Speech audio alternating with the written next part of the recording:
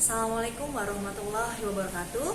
Perkenalkan, saya Indah Kusuma Dewi, mahasiswi PPG dalam jabatan Angkatan 3 tahun 2022 Universitas Islam Negeri Wali Songo Semarang.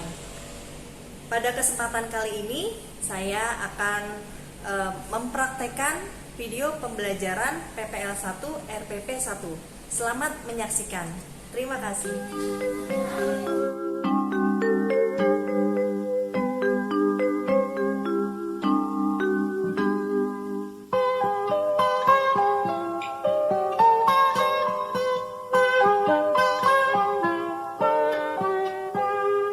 Pagiku cerahku, matahari bersinar, ku gendong tas merahku di pundak. Selamat pagi semua, ku nantikan dirimu di depan kelasmu, menantikan kami, guruku tersayang.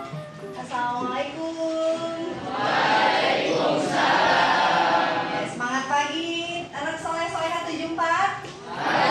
Baik anak-anak, sebelum kita mulai pembelajaran, ya, mari kita berdoa terlebih dahulu agar Allah memudahkan dalam memahami pembelajaran kita kali ini.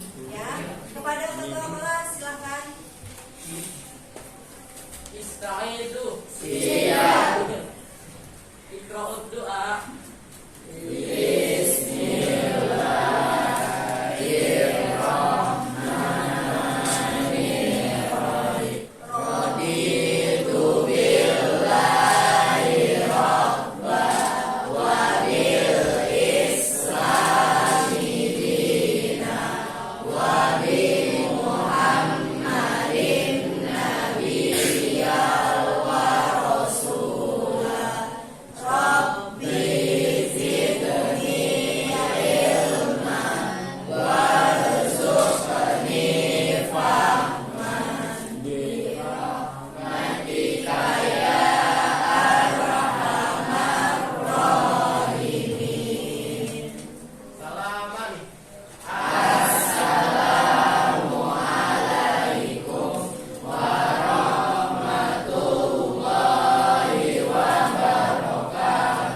Waalaikumsalam warahmatullahi wabarakatuh.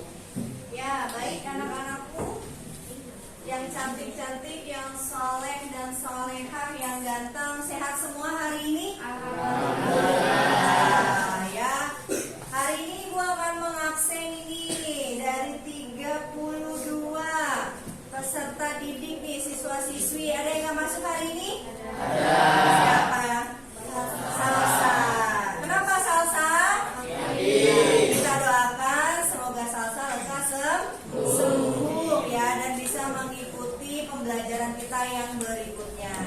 Ya, selanjutnya ya, biar kita semangat nih ya, kita Ibu cek dulu kerapihannya, sudah rapi belum bajunya, meja-mejanya, sudah ya?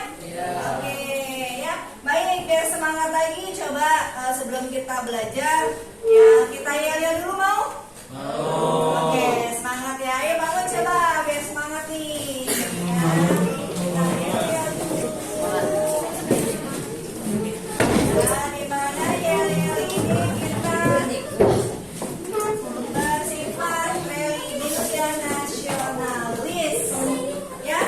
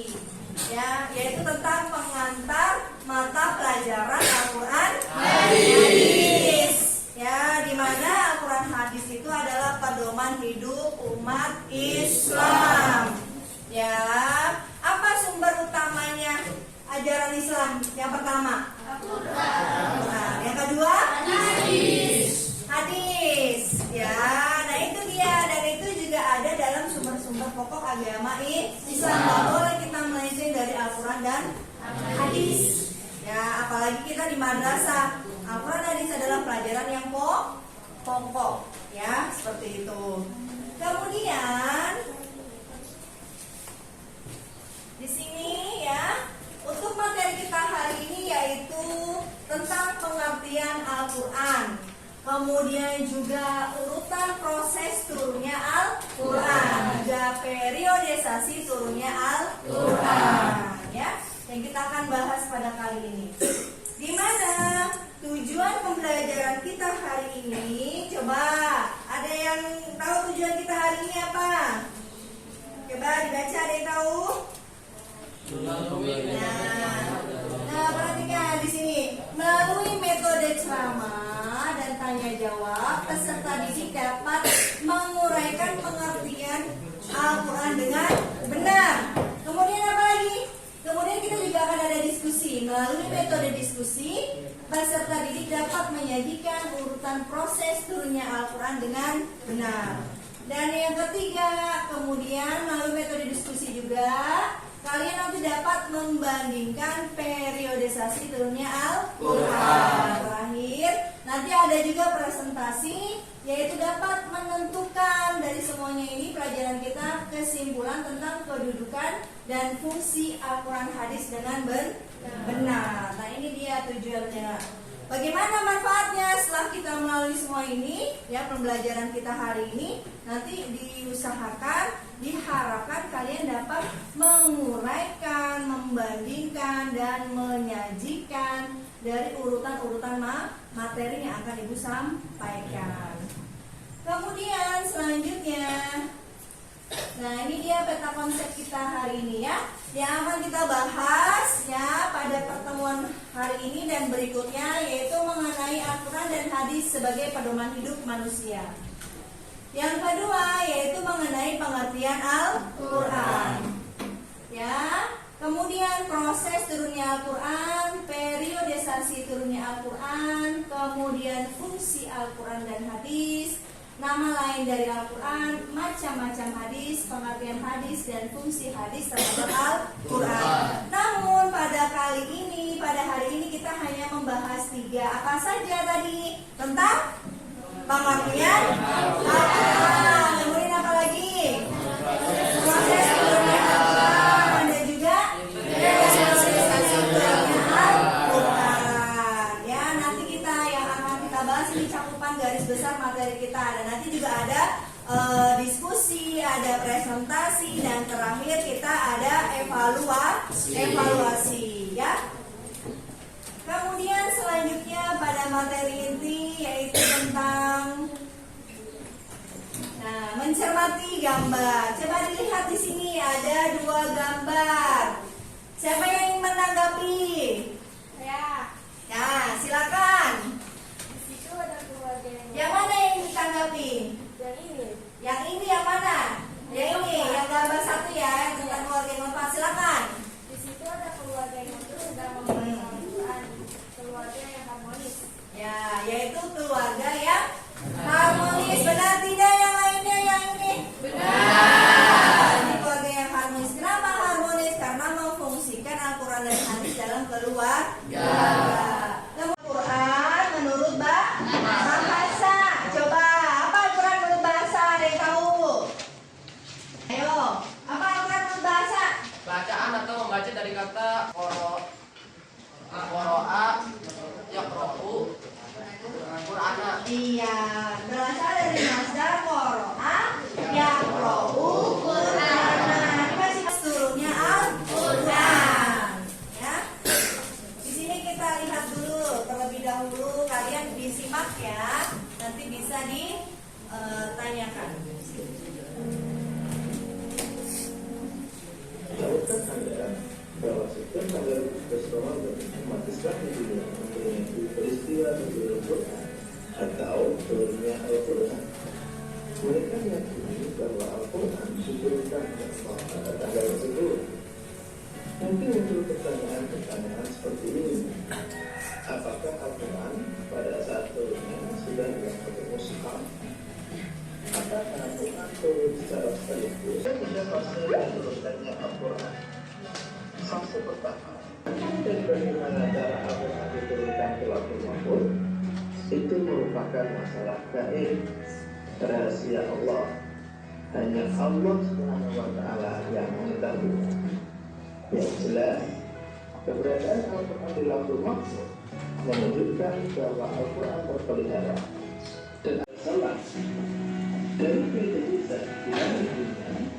Kemudian Al-Quran diturunkan kepada Nabi Muhammad SAW. Pertama kali diturunkan secara berangsur-angsur selama lebih kurang 2 bulan. Kapankah 5 ayat pertama diturunkan? Menurut para tafsir dan ulama ulumul Quran, 5 ayat tersebut diturunkan pada malam 17 Ramadan. Dari sini, coba ingin ada yang ditanyakan. Apa?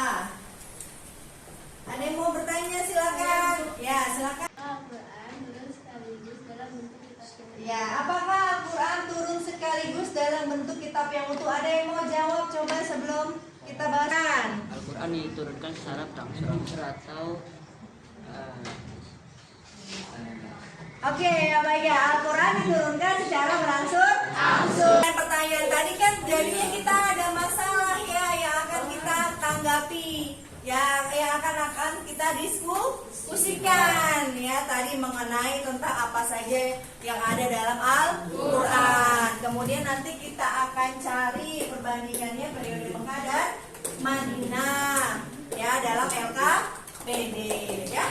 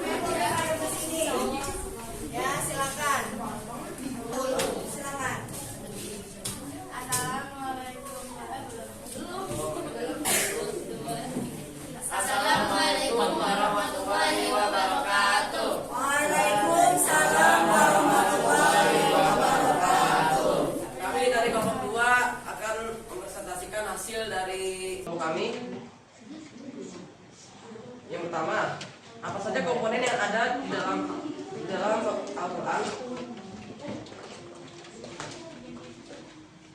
Komponen Al-Quran adalah sebenarnya Al-Quran adalah kalam Allah.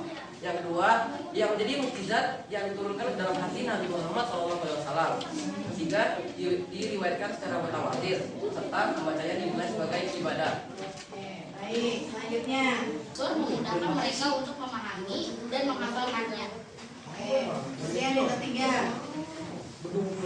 Pertanyaan nomor 3. Mengapa ayat manusia Allah membuatnya menggunakan bahasa sedangkan ayat Madaniyah seruannya umumnya menggunakan lafaz ya ayyuhalladzina amanu? Jawabannya Makkiyah adalah seruan ditujukan kepada penanya, ditujukan kepada penduduk Madinah, ya ayyuhalladzina amanu ditujukan hanya kepada orang yang telah beriman, tidak untuk semua manusia. Adalah Madinah. Jadi kesimpulan tentang pendudukan dan fungsi Al-Quran dalam Islam. Al-Quran adalah kalam Allah yang diturunkan secara berturut-turut melalui perantara malaikat Jibril secara mutawatir. Al-Quran diturunkan di 2 kota. Sekian dari kelompok 2. Assalamualaikum warahmatullahi wabarakatuh. Waalaikumsalam warahmatullahi wabarakatuh. Bersama tadi apa itu Al-Quran adalah kalamullah dan diturunkan kepada Nabi Muhammad melalui perantara malaikat Jibril, kemudian merupakan mukjizat, diturunkan secara mutawatir, secara bertahap dan juga yang terakhir membacanya bernilai ya tes tulis ya. Silakan ditutup dulu bukunya. Ya, ditutup dulu, handphonenya taruh di atas meja semuanya. Tadi yang KBD-nya mana? Dikumpulkan dulu. Oke, silakan dikerjakan masing-masing tes tulis.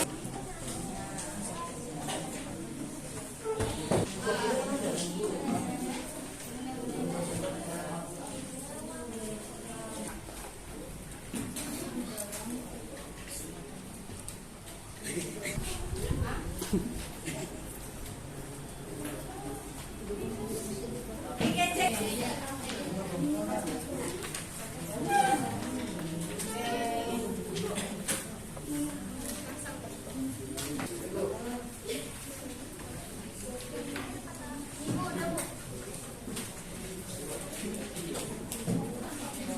Dan setelah ini ya, untuk pertemuan berikutnya kita akan membahas tentang fungsi Al-Quran, nama-nama lain dari Al-Quran, kemudian pengertian hadis, macam-macam hadis, fungsi hadis terhadap Al-Quran. Dan juga di sini ada pesan moral yang akan Ibu sampaikan. Yang pertama, ya, yaitu tentang keimanan, yaitu kita menghargai dan menghayati ajaran agama kita. Kali satunya, ya, yaitu meyakini bahwa Al-Quran dan hadis itu adalah benar-benar adalah pedoman hidup manusia. Kemudian beralakul karimah dan menunjukkan perilaku disiplin, jujur dan tanggung jawab. Pada penekanan kali ini, ya, pada penekanan kali ini yaitu tentang membiasakan diri berperilaku tanggung jawab. Apa contohnya tanggung jawab? Ya, apa contohnya? Udah harus dioprak-oprak sama orang tua tuh perilaku akhlakul karimah. Ya, baik. Dari awal hingga akhir kita sudah belajar. Semoga kita mendapatkan manfaat dari pembelajaran kita kali ini. Ya, sama-sama kita tutup dengan membaca hamdalah. Alhamdulillah.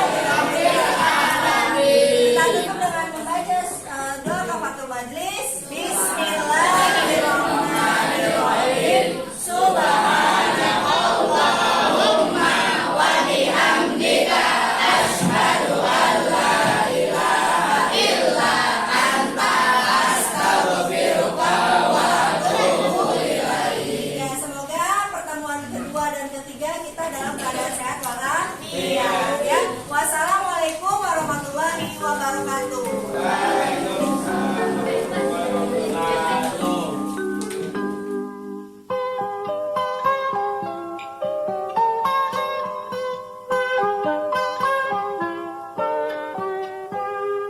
Pagiku cerahku, matahari bersinar, ku gendong tas merahku di pundak.